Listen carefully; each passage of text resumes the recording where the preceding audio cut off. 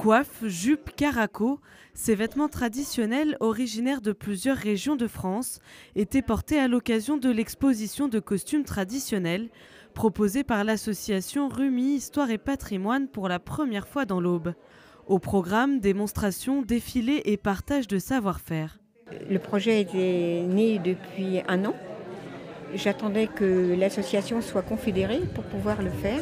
Et maintenant qu'elle est confédérée, il est vrai que pour moi c'était important parce que le costume traditionnel, c'est vraiment ma passion.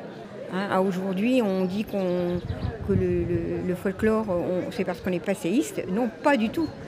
Justement, il faut savoir d'où on vient pour aller dans le futur, quoi.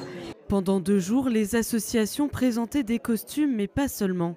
Le patrimoine immatériel était également mis à l'honneur, notamment certaines techniques comme le jour d'angle, la dentelle au fuseau, le repassage de coiffe ou encore le paillage de coiffe, animé par les Bretons venus uniquement pour cette manifestation. La technique du paillage est une technique qui est très particulière puisque on démarre avec un petit rectangle et puis on aboutit à une coiffe avec beaucoup de petits plis. Ça demande beaucoup de précision, beaucoup de dextérité. J'ai eu la chance de pouvoir travailler avec plusieurs repasseuses professionnelles qui ont bien voulu me transmettre leur savoir-faire. Les membres des associations portaient des tenues cousues d'après des modèles traditionnels.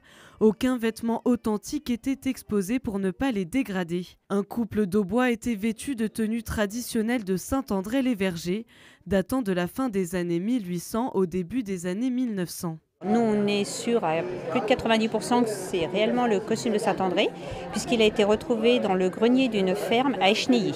Donc on a une jupe, un caraco, donc dessous on a une chemise, il y a les dessous jupons, culottes fendues bien sûr, et un tablier de satin. Donc c'est le costume qui était plus porté le dimanche, et avec une coiffe de dentelle aussi, entièrement faite à la main. Cette manifestation originale a piqué la curiosité de nombreux visiteurs. Le voyage dans le temps ne s'arrête pas là pour l'association Histoire et Patrimoine, qui prévoit d'autres manifestations dans l'année.